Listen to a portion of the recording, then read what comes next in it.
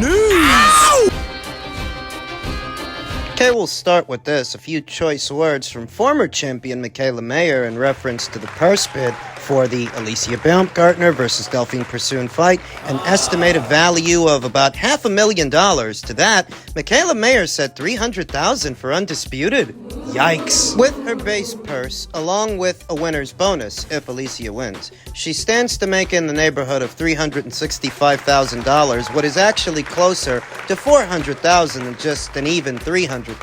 Right. Mikaela doesn't think that's a lot of money. Mikaela says, imagine including the IBO title just to pay the extra 3%. Well, I wonder what Mikaela's making these days. I don't know what Boxer paid her. I don't know if Boxer paid her something comparable to what Alicia stands to get paid for this fight. I really don't know. Was she paid that as a challenger? Which is why she's saying what she's saying about what Alicia stands to get paid as a champion. A Twitter user that goes by the name Boxale Pats lended a perspective. He said $375,000 for a mandatory defense in a women's boxing match is unbelievable money. If you're making the sort of money to laugh at that, then fair play to you. Oshaki Foster versus Rocky Hernandez's purse bid was under $500,000. It was $466,000 for that title fight. The Kolmatov versus Raymond Ford purse bid was only $317,000. It was the size of the pot. That's what they had to split. Whereas the Baumgardner versus Persoon purse bid was more than both,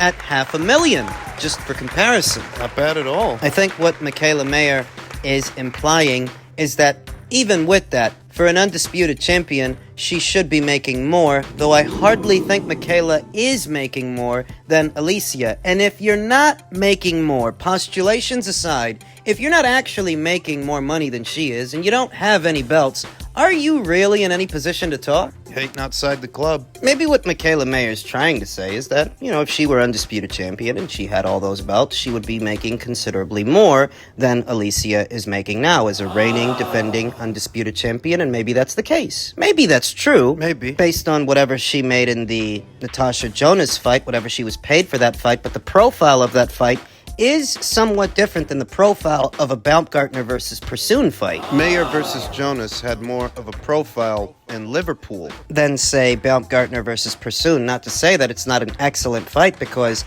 it is an excellent fight. But $500,000. A $500,000 pot for a women's boxing match? That's nothing to sneeze at. There are men that aren't making that. What it could be is just Mikaela Mayer using this as an opportunity to take a shot at her old buddy, her old rival, her domestic rival. I don't expect Mikaela to have very many nice things to say about Alicia, and I expect the same to be true in reverse. Yeah. Bit of a curveball that Matchroom didn't win the rights to the fight, that they went to this Global Combat Alliance, Global something LLC, because now we're left to wonder, where do we watch the fight? If Matchroom would have won the rights to the fight, it would be shown on DAZN, but they didn't. So where are these Global Combat people going to show it? What platform will it land on? Or will they sell the rights to the fight to DAZN? For a nominal fee, nothing exorbitant. Questions that need answers. And I'm sure that those answers will come in time. Alicia Baumgardner in there with former champion and fearsome puncher Delphine Persoon, who some will remember, some will be familiar with from her two fights with Katie Taylor. If Alicia can beat her in better fashion, well, that's saying something. That's making a statement. She's become somewhat of a polarizing figure, Alicia. Always gracious with the fans and gracious with reporters, with the media, but still polarizing due to the anti-doping fiasco last year after the Leonardatu fight, as well as her ongoing rivalry with Clarissa Shields. Bit of a civil war. People are taking sides. The thing with Adrian Broner a little over a week ago, as well as her still ongoing rivalry with Mikaela Mayer that to some seems like unfinished business, unsettled, because some people thought Mikaela did enough to win, others thought Alicia did enough to win. The fight was close, it was competitive. But all these aforementioned factors have made Alicia a bit of a polarizing figure in the sport. Whatever gets you talked about, I guess. It's the silver lining. Whatever can enhance your profile, even if that means being the bad guy to some people in the sport of boxing. Whatever gets you talked about. Any publicity is good publicity. See, a liar has to have a good memory. Canelo either doesn't have a good memory, or he doesn't, or he can care less. He just, the disrespect at this point is out of this world. Having said that, Canelo's output as a fighter It's not that high. Munguia likes a high output. However long it lasts, if it goes, I think it actually is a good fight. I just don't think it's the fight that's supposed to happen. Let's get into it. We know that Paulie Malignaggi, in recent days and recent weeks, he's been laying into Canelo Alvarez. Surprised that he has this energy for Canelo, but he doesn't have it for Gervonta. I mean, Canelo has faced more of his contemporaries, more of them, in more big fights, bigger than Gervonta Davis's fights, yet it's Canelo he goes after. Double standards. What's interesting is he talked about Canelo Alvarez's output compared to Jaime Munguia's, that comparatively, Jaime to the eye throws more punches, that he's a busier fighter than Canelo. Canelo doesn't throw all that much, but that's not really a recent development. If you've been following Canelo Alvarez's career over the years, He's not an output guy, he never was. even in his younger years, he did a lot of punch picking. He was more of a counter puncher and working off the counter than a work rate guy or a volume guy. You will recall the Miguel Cotto fight. It was a close fight. Competitive. The Amir Khan fight. Amir Khan seemed the busier puncher of the two until Canelo Alvarez knocked him out. Punch picking. The first Gennady Golovkin fight. In the first Gennady Golovkin fight, Gennady actually threw more punches than Canelo and landed more punches than Canelo. Canelo's not a work rate guy. He's never been a volume guy. It's not something new, some recent development. Canelo Alvarez always picked his punches. I mean, as far back as I can remember, punch picking was his calling card. Times the shot, loads it up, and lands hard. Punch placement, you may be thinking to yourself, well, if that's the case, then why didn't he knock out John Ryder? Why did Jaime Munguia knock out John Ryder, but Canelo Alvarez didn't? No breaks in between. John Ryder went from getting dominated by Canelo Alvarez and getting his nose broken in the process straight into the Jaime Munguia fight. That's a tough sequence of fights. No breaks in between. No rebound fight. No breaks in between. Realistic view and perspective is that the Canelo Alvarez fight tenderized him going into that Jaime Munguia fight, put more miles on John's odometer. So by the time he's in there with Jaime, it's a little easier for Jaime to knock him out. And to Jaime Munguia's credit, he did show a lot of improvement in that fight now that he's got Freddie Roach in his corner. So what does that mean when it comes to Canelo and Jaime and them fighting each other? Well, yeah, Jaime throws more punches than Canelo. But all that means is there are going to be more openings for Canelo, more openings to get off his counter shots, his counter punching. Jaime Munguia goes in there trying to throw 3 and 4 punches at a time. Canelo can catch him in between with harder punches than Jaime has ever been hit with, because he was the hardest puncher he ever fought. He's never fought a puncher like Canelo Alvarez. So because he's a young guy and because he's a big guy, he's got some height on Canelo Alvarez, some size. I'm expecting a barn burner. I'm expecting an excellent fight between a pressure fighter in Jaime Munguia and a boxer puncher, a counter puncher in Canelo Alvarez. A strong one, an experienced one. The edge still goes to Canelo. To sue the sanctioning body, WBC or whoever, to sue him, for not allowing him to get his spot, to fight for the world championship, they wouldn't like that at all. So, I'm throwing it out there right now. Benavidez might be something that you need to do. You probably need to sue the sanctioning body for the not allowing you and honoring their word and stripping him, of that belt, because you're supposed to be getting this shot. You deserve this shot. It's not that I disagree with Tim Bradley. I don't often disagree with Tim. I think he's right. The course of action that he's recommending makes a lot of sense, and we have seen fighters in the past take that course of action for one reason or another, like Graziano Rocigliani, when he came very close to bankrupting the World Boxing Council, or in more recent years, when Dillian White, He threatened to sue the WBC. he lawyered up back when Deontay Wilder was still WBC heavyweight champion. Dillian White threatened to take legal action against the WBC if he didn't get his title shot, and eventually he did get it. He lost. But he did get the shot. He didn't get a shot at Wilder. He got a shot at Tyson Fury, though, all the same. He did threaten to take legal action. He did eventually get his title shot. So why hasn't David pursued that same course of action, where my opinion differs from Tim Bradley's? Is that I find it peculiar that he hasn't taken that course of action already. Where my opinion differs from Tim's is Tim seems to place the blame at the feet of Canelo Alvarez, but what I notice is Al Heyman never made David a part of Canelo Alvarez's 3-fight deal. That's what the reports say. When he made Canelo Alvarez that 3-fight deal last year, David was never a part of it. He was never a part of that picture. Eddie Reynoso said that he was never offered any money for a David Benavidez fight. But nobody offered them that fight, not Al Heyman or anyone else. You fast forward to more recent weeks and months, and you'll notice that as soon as the PBC decided they didn't want to do Canelo versus Charlo, they didn't offer up David. They went after someone else's fighter instead, that fights on another platform under another banner in Jaime Munguia. And that the month before David's interim status is ratified by the World Boxing Council, he announces he's going to move up to light heavyweight instead, try to become interim champion up there. When I see all of these reports and all of these moving parts, what's being said on one side and what's being said on another, you don't really push the WBC to order the fight. You're not really doing that. You haven't lawyered up. You haven't threatened to sue. You instead filed a petition to become interim champion at light heavyweight. Now, I understand that the World Boxing Council is not going to strip Canelo Alvarez of a title to give it to David, because if they did, they would only shortchange themselves. They get bigger money if Canelo is champion than if David is champion. I'm not fucking blind.